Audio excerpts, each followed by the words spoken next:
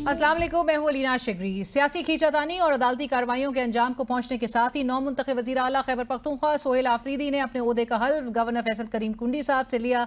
हल्फ बर्दारी की तकरीब में स्पीकर खैबर पख्तूनख्वा असम्बली बाबर सलीम स्वाति, पाकिस्तान तहरीक इंसाफ के कौमी और सूबाई असम्बली के अराकीन, IG, पुलिस, चीफ सेक्रेटरी और दीगर आला हुकाम ने शिरकत की। तहम पिंडाल में पाकिस्तान तहरीक इंसाफ के कारकुनान की बड़ी तादाद मौजूद थी, जिनकी मुसलसल नारेबाजी के बायस हल्फ बर्दारी की तकरीब कम और मछली बाजार का एक मंजर ज्यादा पेश कर रही थी।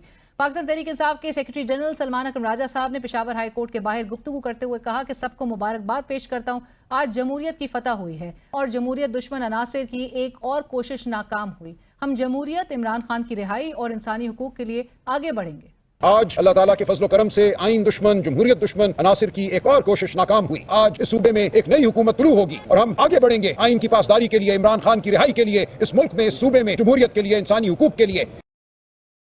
सूबा खैबर पख्तूनख्वा के मसाइल निहायत संजीदा नौयत के हैं जो सिर्फ जज्बातियात से हल नहीं किए जा सकते। वज़ीर आला सोहेल आफरीदी साहब को अपने ISF के मोड से निकलना होगा। अलबत्ता पाकिस्तान तहरीक इंसाफ की सीनियर लीडरशिप मामलात को अफाम व तफहीम से आगे बढ़ाना चाहती है। सीनियर रहनुमा असद कैसर साहब मुतादिद मरतबा पोलिटिकल रिकन्सिलियेशन की बात कर चुके हैं। PTI खैबर पख्तूनख्वा के सदर जुनेद अकबर साहब का कहना है कि चाहते हैं हम इकट्ठे हों, मुल्क आगे बढ़े, तरक्की करे। आप हमारी तरफ एक कदम बढ़ाएं, हम 2 कदम बढ़ाएंगे। हम चाहते हैं कि हम आगे बढ़े, हम इकट्ठे होंगे तो मुल्क तरक्की करेगा। आप एक कदम हमारी तरफ आए, हम वादा करते हैं कि हम 2 कदम आपके पास आएंगे। हम चाहते हैं कि हम इकट्ठे बैठे और आगे के मामलात इकट्ठे चलाए।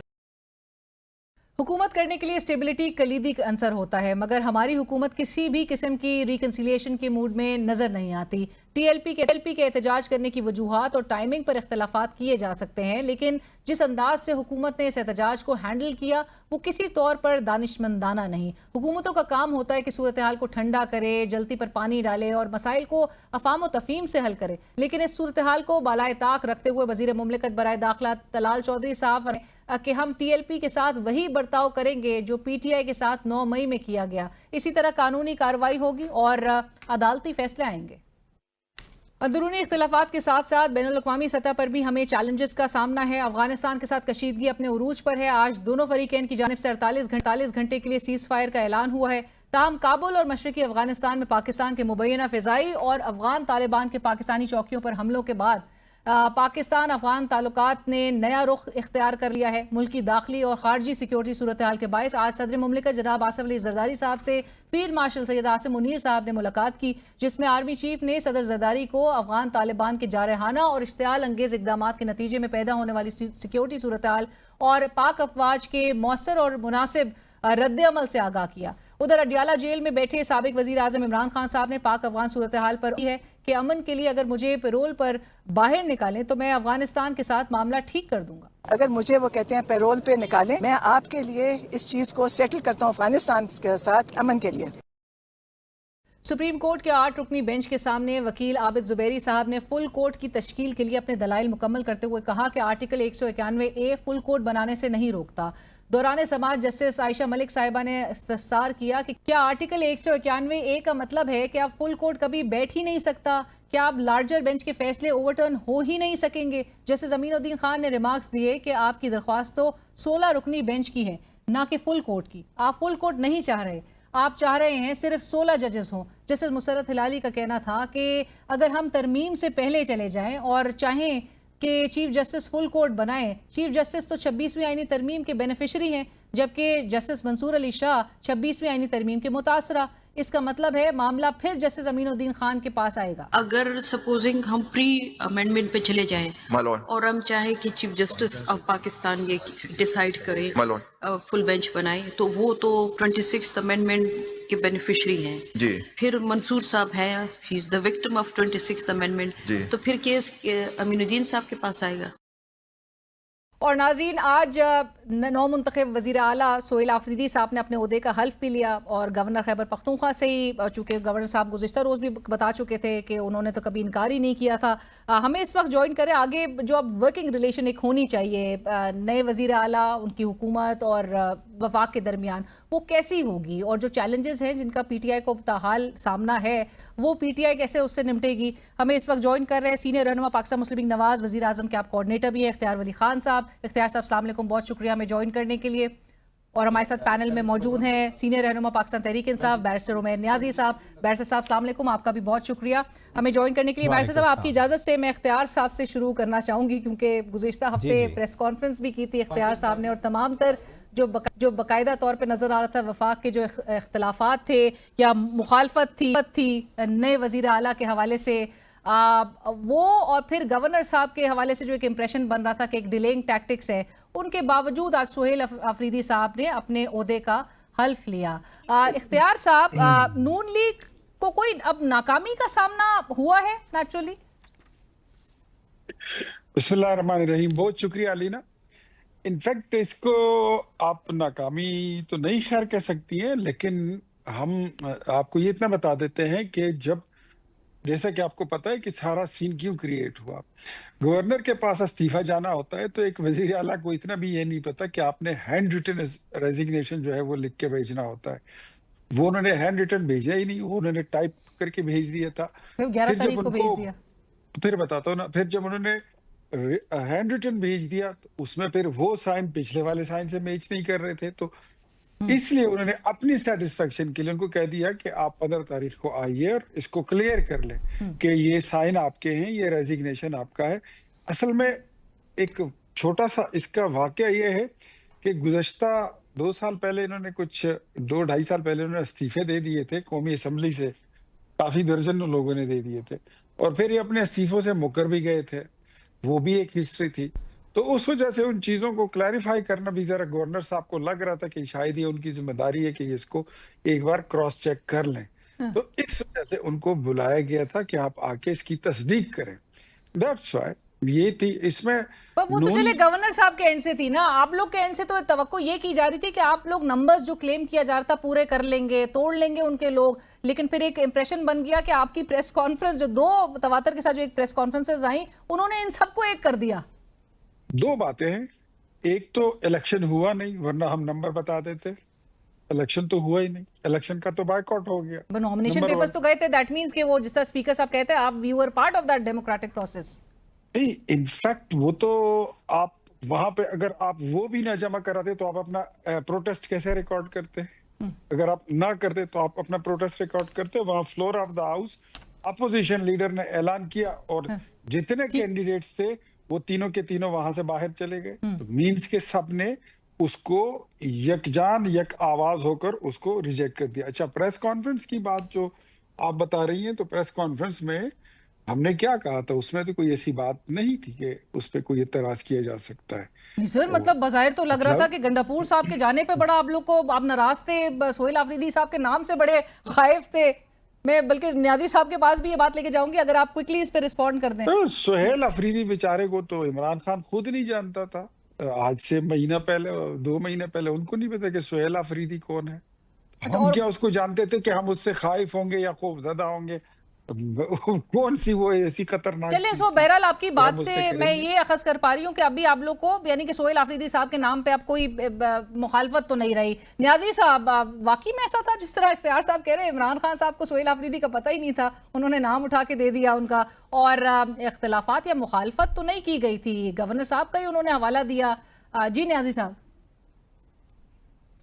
देखें, सुहेल अफरीदी का देखें जानना है तो तब है कि इमरान खान अपनी तंजीमों में खुद इंटरेस्ट लेते हैं। ISF के प्रेसिडेंट थे, मतलब फुटेजेस आपने भी देखी होंगी मीडिया पे, उनके सवालों वाली सारा कुछ चलता रहा, इंटरेक्शन रहा, पर इमरान खान साहब ने खिलाड़ी चुना है मौके की मुनासबत से। और देखें, जो उसमें सरप्राइज़ का एलिमेंट था, वो सरप्राइज़ के एलिमेंट की वजह से इन्हें परेशानी हुई है कि जिस अली अमीन गंडापुर को ये बुरा भला कहते थे, ये मजबूर हो गए उस अली अमीन की तारीफ़ करने में। और मेरे ख्याल से अली अमीन ने जो है ना खान साहब की इंस्ट्रक्शंस फॉलो करके दोनों जगह पे अपना मकाम बराबर बहाल किया है। इख्तियार साहब, वो जिस तरह कह रहे हैं मौके की मुनासबत से उन्होंने नाम फील्ड किया था खान साहब ने, और गंडापुर साहब के बज़ाहिर तो अब वाकई ऐसा लग रहा था, आप लोगों को भी बड़े एतराज़ थे गंडापुर साहब की वो जो जारहाना तकारीर, जारहाना अल्टीमेटम्स, वफाक पे हमलावर हो जाने की गुफ्तगू, ये तमाम तर बातें एक तरफ, और फिर JUI के भी उन्होंने तो गुज़िश्ता रोज़ तक कहा था कि ये हमारे मेहमान वज़ीर आला है गंडापुर साहब। अलीना, ये उमैर जो है ना, ये मेरा बहुत प्यारा भाई है, इनसे माजरत के साथ तहरीक इंसाफ जिसको लॉन्च करती है ना, उनकी लॉन्चिंग सेरेमनी बड़ी जबरदस्त होती है। जो इसकी फिर एंड अप होता है ना, जो एंडिंग सेरेमनी होती है वो फिर होती भी नहीं है। अब अली अमीन गंडापुर को कल तक उमेर नियाजी साहब और सारी पीटीआई वाह जी वाह, कोई टॉम क्रूज बना के बता रहा था, कोई टर्मिनेटर बता रहा था, कोई उसको पता नहीं को किस नाम से पुकार रहा था। और आखिर में हालात ये निकले कि अगर थोड़ी देर हो जाती तो इन्होंने अली अमीन गंडापुर के खिलाफ खैबर पख्तूनख्वा असेंबली में वोट ऑफ नो कॉन्फिडेंस की ये मूवमेंट लाने वाले थे। ये आप लोगों की एस्टिमेशंस नहीं थी सर? पीटीआई की तरफ से तो ये बात सामने नहीं आई थी उस वक्त तक। ये पीटीआई की तरफ से आई थी, आप चेक कर लीजिए, न्यूज में ये बात रिपोर्ट हो चुकी है। अब जीएनएन की न्यूज आप चेक कर ले, 2-4 और चैनल्स हैं, उन्होंने रात को ये बात तय कर ली थी कि हमने दोबारा अगर ये इस्तीफा नहीं देता, हैंड रिटन नहीं लाता, तो हम अली अमीन गंडापुर के खिलाफ वोट ऑफ नो कॉन्फिडेंस लेकर उसके बाद उसने हैंड रिटन वो जो रेजिग्नेशन है वो जाके जमा कराया है। अच्छा, सुहेल अफरीदी, मैं खुद उसको मतलब इतना ज्यादा नहीं जानता हूँ, 1-2-4 तकरीरें ही मैंने उसकी सुनी थी, वो बड़ी ऐसी थी कि काबिल एतराज थी, इसलिए किसी ने भेजी तो मैंने सुनी थी, इससे ज्यादा मैं नहीं जानता उसको। लेकिन अब मैं आपको बताऊं कि आज आप उसको टॉम क्रूज बना रहे हैं। मैं आपको फिर से कहता हूँ, ये साल खत्म होने में मेरे ख्याल में 2.5 महीने रह गए हैं। नया साल चढ़ने से पहले या नया साल चढ़ने तक ही आप देख लेंगे कि ये उसके मुतालिक क्या कहते हैं। भाई इख्तियार साहब, मुझे ये जरूर बताइए कि मैं अगले सवाल में न्याजी साहब के पास जाने से पहले मुझे ये आपसे जानना है कि सेंटर इस वक्त सुहेल अफरीदी साहब से मुतालिक क्या सोच रहा है? आप उनको सपोर्ट करेंगे? क्योंकि बज़ाहिर तो उनके हल्फ लेने से पहले तक एक एतराज सेंटर का जरूर सामने आ रहा था। अभी उनको वो सपोर्ट होगी सेंटर की सर? देखिए अलीना, मैं आपको एक बात बताता हूँ, जो असेंबली की जो पार्लियामेंट होती है उसका जो फैसला होता है वो सबको कबूल होता है। अगर वो वहां से वजीर आला बन गए हैं, हमें उस पे, ये सुहेल अफरीदी हो, उमेर नियाजी हो, गंडापुर हो, आतिफ खान हो, मुश्ताक गनी हो, शौकत हो, कामरान हो, नो, ये इसका कोई नहीं मसला। उसके जो हरकत और सकनात होंगे, उसके जो मामलात होंगे, अगर ये वही होंगे तो वो तो जो समझ आ रही है कि अगर आपने रियासत के साथ टक्कर लेनी है, आपने वहां पर कौमी मफादात के खिलाफ बात करनी है, कैंपेन चलानी है और पाकिस्तान के मफादात को आप नुकसान पहुंचाएंगे, तो फिर तो वही होगा जो हो सकता है। सर अभी तो आप उनको जानते नहीं है, तो जाहिर है उनको मौका तो दिया जाएगा। इख्तियार साहब, न्याजी साहब, मैं जी ये रेस्ट एश्योर, अगर वो अच्छा परफॉर्म करेंगे, वो पाकिस्तान की बात करेंगे, पाकिस्तान की तरक्की की बात करेंगे, खैबर पख्तूनख्वा के हुकूक की बात करेंगे, वहां के अवाम की खुशहाली की बात करेंगे, we will support him. Right. So Niazi साहब, एप्रीहेंशन जरूर सेंटर के हैं कि वो किस तरह, अभी इख्तियार वली साहब कहते हैं वो जानते नहीं है सुहेल अफरीदी साहब को, सुहेल अफरीदी साहब किस तरह से लेके चलेंगे खैबर पख्तूनख्वा सूबे, और फिर जो वफाक के साथ एक ताल्लुकात होना चाहिए। उनकी पहली तकरीर तो अगरचे बड़ी तनकीद के जद में भी आई कि उनकी बड़ी जारहाना तकरीर पहली थी, जो कि लग रहा था कि जैसे वो अपने ISF के वो प्रेसिडेंट के मोड में ही रह के वो शायद वो तकरीर कर रहे हों। लेकिन क्या एक्सपेक्ट किया जाए? और सर जो चैलेंजेस हैं, जहाँ पर आज भी सलमान राजा साहब कहते हैं कि जी जमहूरियत के लिए, इमरान खान साहब की रिहाई और इंसानी हुकूक के लिए हम आगे बढ़ेंगे, चैलेंजेस तो अभी भी बरकरार है न्याजी साहब। बिल्कुल, देखें नए बंदे के लिए चैलेंजेस बहुत होते हैं, मगर देखें जो नए सीएम को एडवांटेजेस क्या हैं। देखें एक एलिमेंट ऑफ सरप्राइज़ है कि बहुत सारे लोग जानते नहीं हैं, बहुत सारे लोगों ने इंटरेक्ट ही नहीं किया हुआ। तो जब इंटरेक्ट नहीं किया हुआ, इस वजह से ये क्या सराइयों पे बेस करें। देखें आप एक चीज़ को तो देखें, एक चीज़ को क्रेडिट देखें, एक इमरान खान की साइड है कि इमरान खान ने एक ऐसे बंदे पे एतमाद किया कि जिसका कोई सियासी बड़ा बैकग्राउंड नहीं, कोई बड़ा नहीं। वरना देखें सीएमशिप के ओहदे क्या बड़े ख़ानदानों से पहले कभी बाहर रहे हैं? किसी ने कभी कोई अखलाकी जुर्रत का मुजाहरा किया हो कि अपने ख़ानदान से बाहर को बड़ी पोजीशन, कॉन्स्टिट्यूशनल रोल ऑफ़र किया हो? ये तो तहरीक इंसाफ की हुकूमत थी। इमरान खान का विजन था कि एक ISF की नर्सरी से एक जिस बच्चे ने ग्रो किया, वो असेंबली में पहुंचा, उसको उन्होंने जो है ना एक चांस दिया और उसने भरपूर तरीके से जो है ना परफॉर्म किया। तो अब देखें थोड़ा सा टाइम दे। बाकी ये जो है ना, हम कह रहे हैं वफाक की अपनी एप्रीहेंशन, देखें ताली दो हाथ से चल रही है। आप कहें कि वफाक ऑर्डर करेगा और सूबा जो है ना एक छोटे बच्चे की तरह उसे फॉलो करेगा, ये इस तरह नहीं होगा। ये एक म्यूचुअल रिस्पेक्ट का रिलेशनशिप है। 18वीं तरमीम के बाद बहुत सारे मामला डिवॉल्व हो गए हैं जो एक्सक्लूसिवली सूबाई हुकूमत के हैं, तो जाहिर बात है उनमें सूबाई हुकूमत का से आएगा। और जब तक आप उस साथ अपने बाजू को लेके नहीं चलेंगे तो आप किस तरह एक्सपेक्ट करते हैं बेहतरी आएगी? आप पहले से जजमेंट पास कर दें कि जी ये वो नफाक कॉज करेगा, उसकी तकरीर शरंगेज है। भाई किस तरह आप बाकी सियासतदानों की भी तकरीरें उठा के देख लें, आप मवाजना कर लें, कोई भी पाकिस्तान के अगेंस्ट नहीं। पाकिस्तान के अगर देखें उसके इंटरेस्ट के अगेंस्ट होगा तो इमरान खान पहला बंदा होगा जो सुहेल आफरीदी को दरवाज़ा दिखा देगा। राइट। और आज भी नौरीन नियाजी साहब का मैं चाहूँगी उमैर साहब आपसे ही जानना कि उन्होंने जो पैगाम इमरान खान साहब का आज रिले किया है वो ये है कि इमरान खान साहब कह रहे हैं कि मुझे पैरोल पर अगर बाहर निकालें तो मैं अफगानिस्तान के साथ मामला ठीक कर दूंगा। सो अफगानिस्तान के हवाले से पाकिस्तान तहरीक इंसाफ, उनके आपके पेट्रन इन चीफ जो है वो बहुत क्लियर हैं कि निगोशिएशंस ही की तरफ जाया जाए। अच्छा देखिए, हम जिस दुनिया में इस वक्त रह रहे हैं, इस दुनिया का शिफ्ट हो गया है। शिफ्ट इस सेंस में हो गया है कि दुनिया इकोनॉमिक वर्ल्ड ऑर्डर की तरफ जा रही है। दुनिया में उसकी मानी जाती है जिसकी इकोनॉमिक सिग्निफिकेंस हो, इकोनॉमिक रेलेवेंस हो।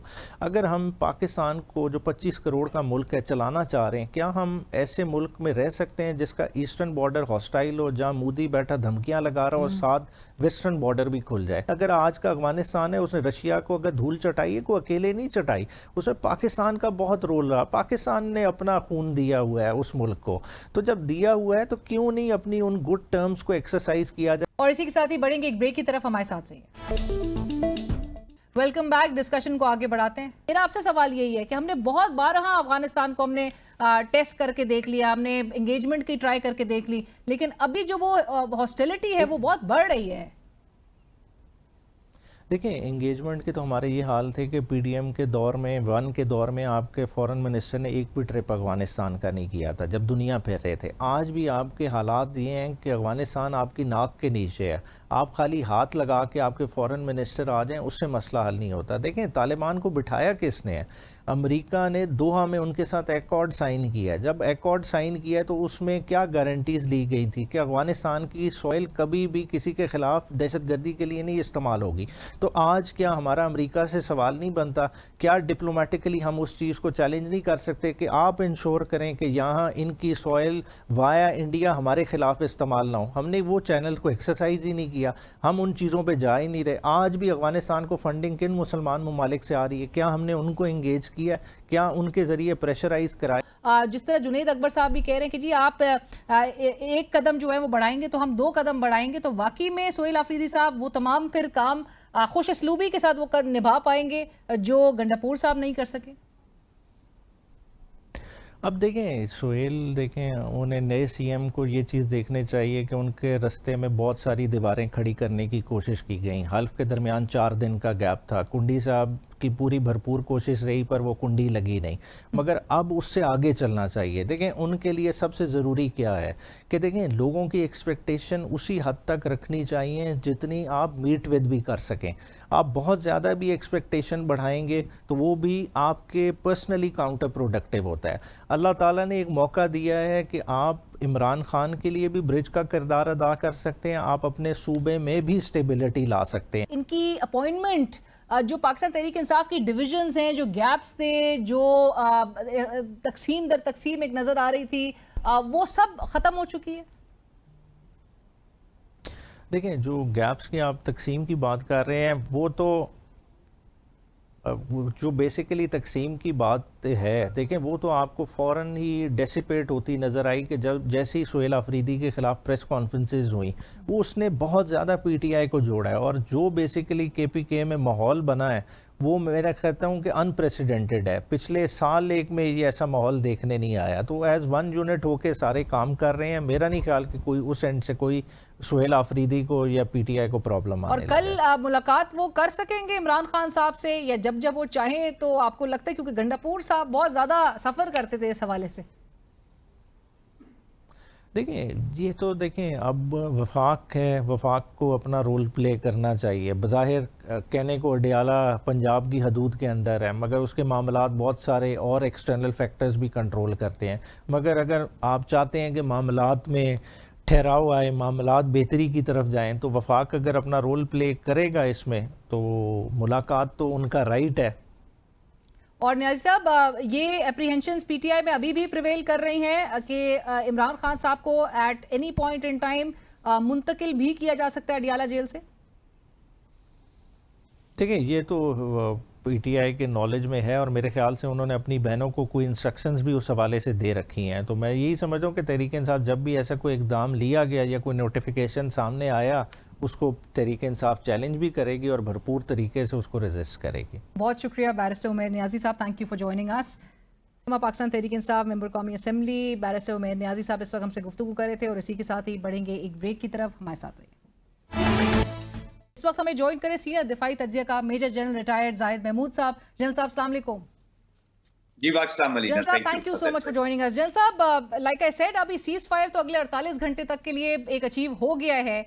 आप क्या समझते हैं कि पाकिस्तान को अब जो है वो अपनी जो एक शिफ्ट है वो अब इस तरफ लेके चले जाना चाहिए कि जहां पर हमारी वो एक शिफ्ट एक ज्यादा असर्टिव नजर आए, ज्यादा हमारी एक सिक्योरिटी फर्स्ट डॉक्ट्राइन की तरफ अब हम आगे बढ़ें? जी देखिए अलीना, असल इशू ये है कि पाकिस्तान ने जितना टेक्निकल, ऑपरेशनल और स्ट्रेटेजिक लेवल पे रिस्ट्रेंट शो किया है, शायद ही किसी मुल्क ने किया हो। जी, and if you have the military, तो मिलिट्री का काम कंटेस्टेशन में सिर्फ एक ही होता है, टू एस्टेब्लिश डेटरेंस। और अगर आपकी डेटरेंस को कोई चैलेंज करता है, उसको खत्म करना चाहता है, तो आपने रीगेन करनी है। यही काम हमने पुलवामा में किया, यही काम पहलगाम में किया इंडिया के खिलाफ। अफगानिस्तान कॉन्टेक्स्ट में पाकिस्तान ने जितना पीस को चांस दिया, डायलॉग को चांस दिया, वो पूरी हिस्ट्री हम हर प्रोग्राम में बयान करते हैं, हमने क्या किया। पॉलिसी सही नहीं थी, पॉलिसी ठीक है, पॉलिसी गलत है, एस्टेब्लिशमेंट मिलिट्री रिस्पॉन्सिबल है, सिविलियन रिस्पॉन्सिबल है। हैविंग सेड दैट, ये सारी डिबेट अब पास्ट की एक पॉलिसी का ना एक्युमुलेटिव मिस्टेक्स की उसका खमियाजा भुगत रहे हैं। एक्युमुलेटिव हमने रिस्पॉन्सिबिलिटी नहीं ली, उसका खमियाजा भुगत रहे हैं। अब Pakistan has decided to remain assertive and decisive. ये दो चीजें बड़ी जरूरी हो गई है। तो काइनेटिक डोमेन में जो डेटरेंस का रीगेन कर रहा है, अब वो फॉर दैट मैटर कोई भी मुल्क को, इवन पुलवामा और पहलगाम के बाद बड़ी ताकतों की तरफ से, अमेरिका की तरफ से पाकिस्तान के ऊपर प्रेशर था, खासतौर पे पुलवामा के बाद, नॉट पहलगाम के बाद इतना नहीं, लेकिन पहलगाम की एक रात पहले तक हम फॉरगॉटन स्टोरी थे, जब जेडी वैंस कह रहे थे कि ये इंडिया और पाकिस्तान का मामला है, क्योंकि उस वक्त सारी दुनिया ये समझ रही थी कि इंडिया जो है इनको सप्रेस कर लेगा, ओवरकम कर लेगा, और ये आराम से एक प्लाइंट स्टेट की तरह रहेंगे, और हमारे जो so called net security provider है इंडिया, वो इंडो पैसिफिक में हमारी स्ट्रेटजी को, बट एनीवेज परफॉर्मिंग पाकिस्तान फिर हुआ जो भी हुआ, वो दैट्स हिस्ट्री नाउ अल्हम्दुलिल्लाह। तो पाकिस्तान इधर खड़ा है। यही रेड लाइन अब उन्होंने कहा कि जी अफगानिस्तान के कॉन्टेक्स्ट में होगी। जब 2003 में हम 2008 में, उससे पहले 3 से 8 के दरमियान यही इंप्रेशन था कि जी नॉर्थ वजीरिस्तान में ऑपरेशन नहीं करने, हमने बाजोड़ में नहीं करने। 2007 में Bajaur was virtually Afghanistan agency थी जी, virtually it was an Afghanistan agency, जहां पे अलकायदा भी था, तालिबान भी थे, सेंट्रल एशियन रिपब्लिक्स के यहाँ पे फाइटर्स भी आए हुए थे, बहुत से लोग इकट्ठे थे और सोचते थे कि बाजोड़ में कौन ऑपरेशन। फिर बाजोड़ में ऑपरेशन शेरदिल वगैरह लॉन्च किए गए, आपको याद होगा, पूरे इलाके क्लियर किए गए। तो Pakistan has the capacity, capability, जब विल शामिल हो जाएगी तो it is doable, but it will have long term repercussion जी।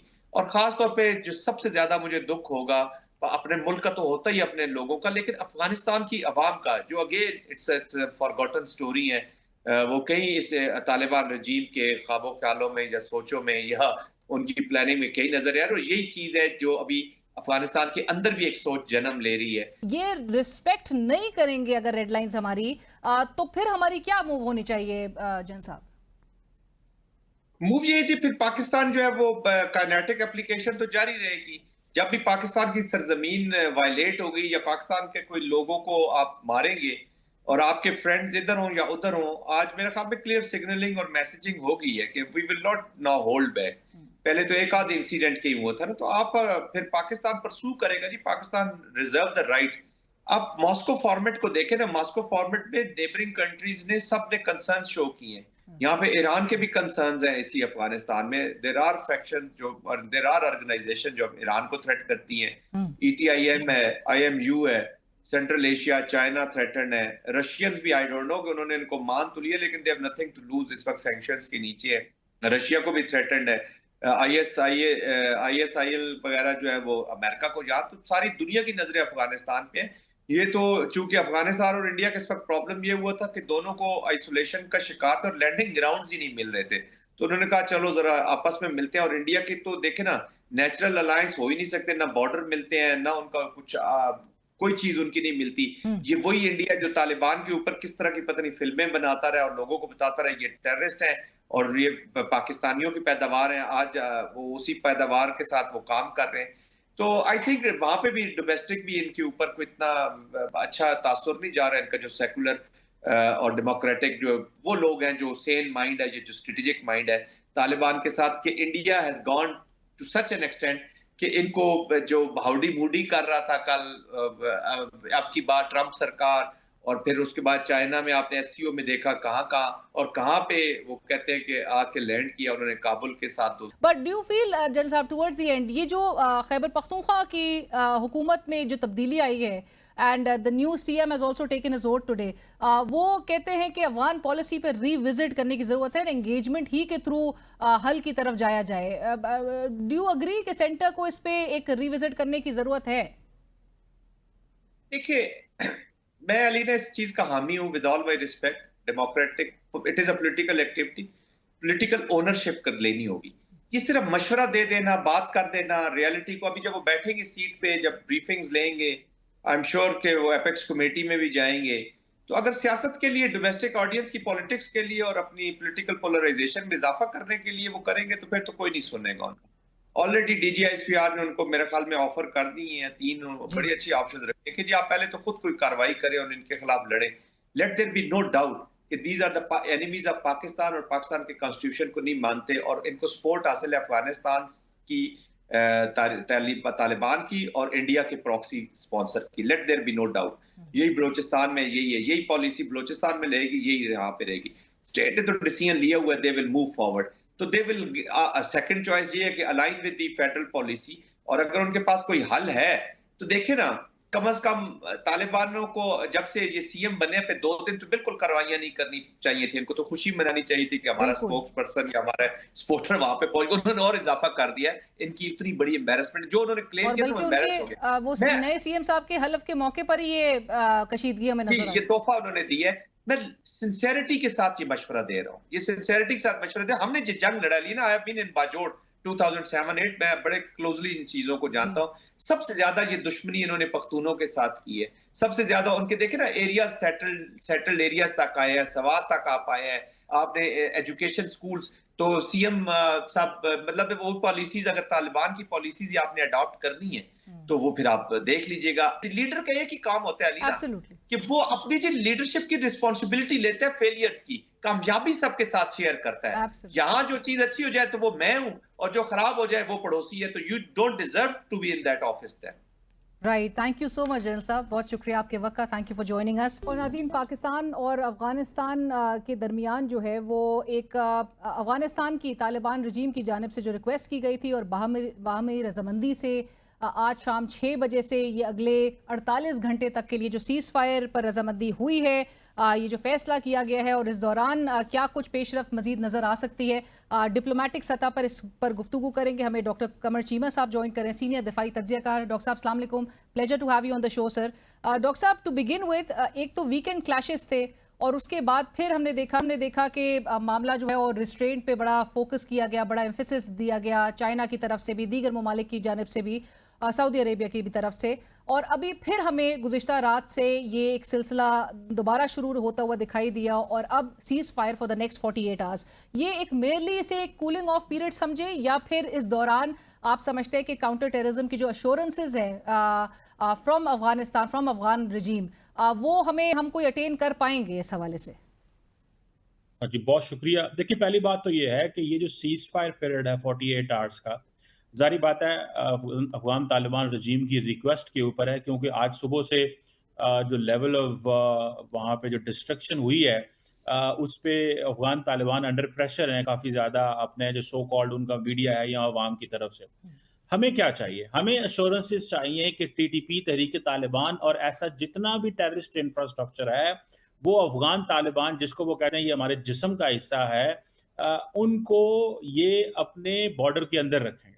हमें एश्योरेंसेस चाहिए कि अफगान तालिबान इनको पाकिस्तान के खिलाफ इस्तेमाल ना करेंगे, ना होने देंगे। और जो इनके अपने अफगानिस्तान के अंदर से जो तश्कीलें आती हैं पाकिस्तान और ये इनको कवर देते हैं, वो भी बंद करेंगे। तो मेरा ख्याल है कि पाकिस्तान एक लार्जर जो है वो एश्योरेंसेस चाहता है, ऐसी एश्योरेंसेस जिस तरह अफगान तालिबान ने दोहा के अंदर अमेरिका को दी कि अलकायदा जो है उसको वो अलकायदा अफगानिस्तान की सरजमीन इस्तेमाल नहीं करेगी और तालिबान नहीं इस्तेमाल करने देंगे। मेरा ख्याल है पाकिस्तान भी ये काफी देर से कह रहा है, और आपको पता है 3.5 साल हो गए हम उनसे एश्योरेंसेस मांग रहे हैं। बिल्कुल, और इस साल तो बड़ी बल्कि डॉक्टर साहब अच्छी पेशरफ्त हमें नजर आ रही थी। वी वर वेरी होपफुल कि उनकी तरफ से कोई एश्योरेंसेस हमें एक ठोस किस्म की नजर आ सकेंगी। जब डार साहब अप्रैल में भी वो विजिट करते हैं, काबुल का दौरा करते हैं और उनके काउंटर पार्ट से अपने वहां पर मुलाकात करते हैं, फिर आपको पता है एक सब्सिक्वेंट हमें मीटिंग्स नजर आती हैं मई और अगस्त में, which again was brokered by China, but पेशरफ्त अच्छी एक डेवलपमेंट नजर आ रही थी। But then back to square one, आपको लगता है कि कोई अच्छी डेवलपमेंट नजर आ सकेगी इस पूरे सिनेरियो में? देखिए, डेवलपमेंट कैसे बेहतर है जब आपके फौजी रोज शहीद हो रहे हैं। अभी अगले दिन आपके कर्नल साहब, मेजर साहब और 7-10-11 फौजी शहीद हुए हैं, तो आप इसको डेवलपमेंट तो नहीं कह सकते। देखिए, इसका थोड़ा सीक्वेंस चेक करें। 15 अगस्त 2021 के बाद तालिबान पावर में आए हैं, तब से लेके आज तक पाकिस्तान ने क्या किया? हमने मौलाना फजलुर रहमान को भेजा, तकी उस्मानी साहब को भेजा, तमाम रिलीजियस एस्टैब्लिशमेंट को पाकिस्तान से भेजा गया कि अफगान तालिबान को समझाएं कि ये जो तश्कीलें हैं और ये जो टीटीपी है इनको पाकिस्तान ना भेजें, पहली बात। फिर हमने अरब ममालिक, कतर, यूएई को कहा, और तालिबान मान गए कि बहुत सारे जो टीटीपी के लोग पाक अफगान बॉर्डर के ऊपर हैं, इनको घर बना के दिए जाएंगे और ये कंधार और बाकी शहरों में इनको बसा दिया जाएगा। और उस सिलसिले में बहुत सारा पैसा भी अफगानिस्तान में यूएई की तरफ से आया और घर बने भी और लोग मूव भी हुए, वो एफर्ट भी नाकाम हो गई। फिर पाकिस्तान ने, जिसका आप रेफरेंस कर रही है, डिफरेंट ट्राइलैटरल फ्रेमवर्क्स इंट्रोड्यूस कराए, जिसमें Pakistan, China, Afghanistan, Pakistan, Iran, Afghanistan, Pakistan, central Asia, Afghanistan, ताकि अफगान तालिबान को ये समझाया जा सके कि अब वो एक दहशतगर्द ग्रुप नहीं है, उनको रियासत मिली है, उन्होंने दुनिया के साथ मुआहदे किए हैं कि वो उनकी सरजमीन अफगानिस्तान की इस्तेमाल नहीं होगी। अब मुझे ये बताएं कि दिल्ली के अंदर जाके अगर आमिर मुत्तकी साहब ये तो एश्योरेंस देते हैं कि इंडिया के खिलाफ अफगान सरजमीन इस्तेमाल नहीं होगी, लेकिन पाकिस्तान को वो ये कोई एश्योरेंस नहीं देते कि अफगान सरजमीन पाकिस्तान के खिलाफ इस्तेमाल नहीं होगी, तो ये वो डबल स्टैंडर्ड्स हैं। तो मैं ये समझता हूं कि अफगान तालिबान इस चीज को मिसअंडरस्टैंड कर गए हैं कि क्योंकि शायद उनके वहां पे कमर्शियल इंटरेस्ट आ गए हैं इन रीजनल ममालिक के, क्योंकि वैक्यूम को फिल करने के लिए रीजनल ममालिक बहुत जल्दी कर रहे हैं कि हमें तालिबान से ताल्लुकात को ठीक करना चाहिए। तो तालिबान भूल गए कि जो मेजर एंड प्राइमरी जो डिमांड है रीजनल ममालिक की, वो कारोबार नहीं है, वो आपके जो दहशतगर्दी फैलाने वाले ग्रुप हैं उनको कर्टेल एंड एलिमिनेट करना है। तो मैं समझता हूँ इसके ऊपर पाकिस्तान को ये जो अभी 48 आवर का सीज फायर है, इसको देखा जाए और इसको फोकस किया जाए। हमें एश्योरेंसेस चाहिए, हम इस तरह नहीं चल सकते जिस तरह 3.5 साल से चल रहे हैं। सर, आप भी कह रहे हैं कि मुत्तकी साहब वहां पर बैठ के वो खुद एश्योरेंस दे रहे हैं कि इंडिया के खिलाफ जो है अपनी सरजमीन को इस्तेमाल नहीं होने दिया जाएगा, बट पाकिस्तान को ये एश्योरेंस नहीं दे रहे हैं। सो पाकिस्तान अपनी जो इंटेग्रिटी है, जो टेरिटोरियल इंटेग्रिटी है, जो सिक्योरिटी है, उसको कभी अंडरमाइन नहीं करेगा। सो एक पैगाम ये बिल्कुल पाकिस्तान की तरफ से आप समझते कि दिया गया है ये भारत को भी? देखिए, हम तो भारत को तो पहले ही बता रहे थे और उसको पता है। मसला ये है कि अफगान तालिबान ने हमारी सिक्योरिटी को कॉम्प्रोमाइज किया on this premise, on this basis कि जी हम ये ब्रदर हैं, इस्लामिक हैं, हिस्टोरिकल ताल्लुकात हैं, रिलीजियस ताल्लुकात हैं, कल्चरल कनेक्शन है, कारोबार जुड़ा हुआ है, आपस में आना जाना है। देखिए, अगर 80 साल से पाक इंडिया बॉर्डर बंद है और कोई ट्रेड नहीं हो रही, उसकी वजूहात 50 हैं, लेकिन क्या अफगानिस्तान का बॉर्डर बंद नहीं हो सकता? अगर हमें क्या हम अपने फौजी जवान और अपने लोगों को इसलिए शहीद करवा लें कि हमारा अफगानिस्तान के साथ $2 अरब का कारोबार है? मैं नहीं समझता ये कोई लॉजिक है। हमने इंडिया को तो जो बताया उनको बहुत अच्छे से समझ है, हमें अफगानिस्तान को भी इस चीज को क्लैरिफाई कर देना चाहिए। वो जो सारा टाइम था वो खत्म है। अगर हमें हार्ड स्टेट बनना है तो ये जो थ्रेट है जो अफगानिस्तान से आ रहा है, इसको एलिमिनेट करना पड़ेगा। और अगर अमेरिका और यूरोप को तो ये बड़ी गारंटीज देते हैं, इंश्योरेंसेस देते हैं, हमें नहीं देते। तो अगर हमें नहीं देते तो इनका इकोनॉमिक लाइफलाइन बंद की जाए। अगर इनको इंडिया ऑफर कर रहा है कि चाबहार पोर्ट में आओ और हम आपको, क्योंकि आप लैंडलॉक हैं, हम आपको ओपनिंग देते हैं, तो वो करके भी देख लें। मैं समझता हूं कि एक बहुत बड़ा इंटरनल प्रेशर आएगा अफगानिस्तान के अंदर से, जिसको शायद अफगान, और आपको पता है कि अफगान तालिबान कोई सारे अफगानिस्तान की नुमाइंदगी थोड़ी करते हैं, ना तो ताजिक, उज़्बेक, हजारा और जो बाकी एथनिक ग्रुप है उनकी रिप्रेजेंटेशन थोड़ी है तालिबान हुकूमत के अंदर। तो ये एक इंटरनल प्रेशर आएगा जिसको ये सस्टेन नहीं कर पाएंगे। क्या नेगोशिएशन, आपने मौलाना साहब का भी जिक्र किया, हमने तवातर के साथ हमने कोशिशें की हैं, डू यू थिंक कि इंगेज करना चाहिए या कर पाएंगी नई हुकूमत जो खैबर पख्तूनख्वा की होगी? देखिए, फॉरेन पॉलिसी और जो डिफेंस है ये फेडरल सब्जेक्ट है, ये प्रोविंशियल सब्जेक्ट नहीं है। तो स्टेट फैसला करती है इसमें कि हमें क्या इस वक्त थ्रेट है। जो प्रोविंशियल गवर्नमेंट है उनके पास law and order, security internal तो होती है, लेकिन फॉरेन पॉलिसी और नेशनल सिक्योरिटी और डिफेंस के जो सब्जेक्ट हैं उस पे फेडरल गवर्नमेंट और जो स्टेट इंस्टीट्यूशंस होते हैं वो फैसला करते हैं। दूसरी बात ये बिल्कुल सही है कि देखें, अफगानिस्तान पाक अफगान बॉर्डर के ऊपर ये जो एरियाज हैं वहां पे अमन नहीं आ रहा। तो वो अमन जाहिर बात है इसलिए नहीं आ रहा कि हम देखते हैं कि तालिबान ने मुसलसल इस पे एक ही रट लगाई रखी है कि टीटीपी उनके वजूद का हिस्सा है। तो क्या अफगान तालिबान इस वजूद को, वो अपने हिस्से को काट सकते हैं? ये उनको, मेरा ख्याल है हमारे यहाँ लोगों को पता है। और वो तालिबान, टीटीपी क्या चाहती है? टीटीपी चाहती है कि ये जो फाटा का एरिया है ये हमारे कंट्रोल में दो, और यहाँ पे वो रियासत एस्टैब्लिश करना चाहते हैं, इस्लामी निजाम लेके आना चाहते हैं। तो क्या पाकिस्तान एक इंच भी अपनी जमीन या खैबर पख्तूनख्वा की हुकूमत या कोई भी ये सोच सकता है कि हम अपनी सरजमीन टीटीपी को दें, वहां पे वो इस्लामी निजाम नाफिज करें? तो मेरा ख्याल है ये चीजें काबिल कबूल नहीं है, और ये फेडरल गवर्नमेंट को ही फॉरेन पॉलिसी और डिफेंस को देखना चाहिए। Right, thank you so much doctor Cheema साहब, और इसी के साथ ही कल तक के लिए इजाजत दीजिए। अल्लाह हाफिज।